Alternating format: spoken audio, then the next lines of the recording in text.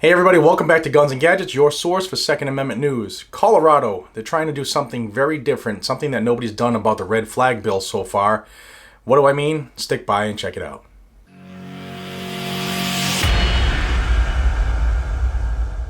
So if you watch this channel, you might remember I did a video on April 18th and where the governor signed the red flag bill into law in Colorado, basically stripping people's Second Amendment away without any due process. Well, that changed a little bit this week because the Rocky Mountain Gun Owners Group and some Republican lawmakers have filed a lawsuit against that red flag law. Now, the lawsuit is trying to block that law, basically put a stay on it, because they're saying there's a problem in how that bill actually made it to the governor's desk. Now, there are other lawsuits from these two groups that are in the works right now. One of them is aimed at the substance of the law itself. It's very unconstitutional. You've seen it here before. If you haven't, there's going to be a link floating above my head for a playlist of red flag videos so that you can watch that and learn more.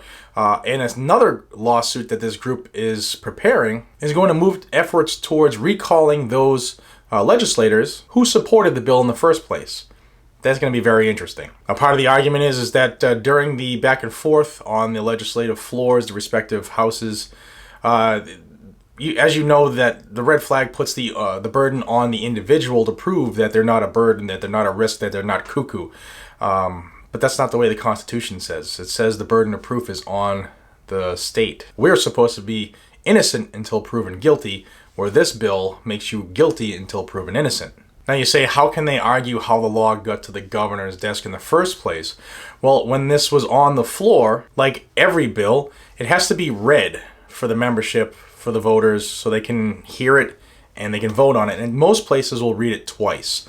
Well, this was read. However, the Democrats failed to read the bill's entire text. And the Democrats even did it one step worse, to try to use trickery and confusion to get this to pass. What do I mean? Well, when a lawmaker requested the bill be read on the floor, multiple clerks began reading different sections of the bill simultaneously. So you couldn't focus on what everybody was saying or what this part of the bill was or what this part said. It was impossible. A second representative then asked again, we need to have this bill read. But the Democrats denied that. This comes right on the heels of some Colorado Senate Republicans in March, where they ultimately blocked some Democrats in the chamber from using computer programs to read the text of the bill aloud. Of course, they wanted to play them on super high, fast speed so that nobody could hear what was going on. And just like they did with the red flag bill readings, they read parts of the bill on computers, text to speech, on multiple laptops at the same time,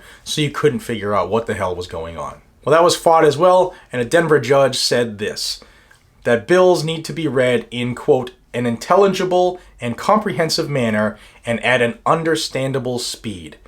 Well, that would seem that the reading of the red flag bill violated that judge's order. Just based on the facts alone, it would seem that the whole process of that red flag bill making its way to the governor was done incorrectly and violated judges, some case law by a Denver judge. So will this be effective? I don't know. Will they be able to put a stay on Colorado's red flag bill? I wish them luck. I'd love to see it. But if they're willing to use that kind of trickery just in reading a bill, they're going to pull out the stops to try to keep this thing on the books. What do you think? Do you think that would be an effective way to combat the red flag? Or do you think, like I do, that it is the single most deadly risk, most serious attack that we have on our Second Amendment? It just totally violates so much of what this country was founded on and so many of our civil liberties and civil rights. I'd love to hear from you in the comments below. Please subscribe to this channel if you haven't already. The Second Amendment news is often here faster than it is anywhere else.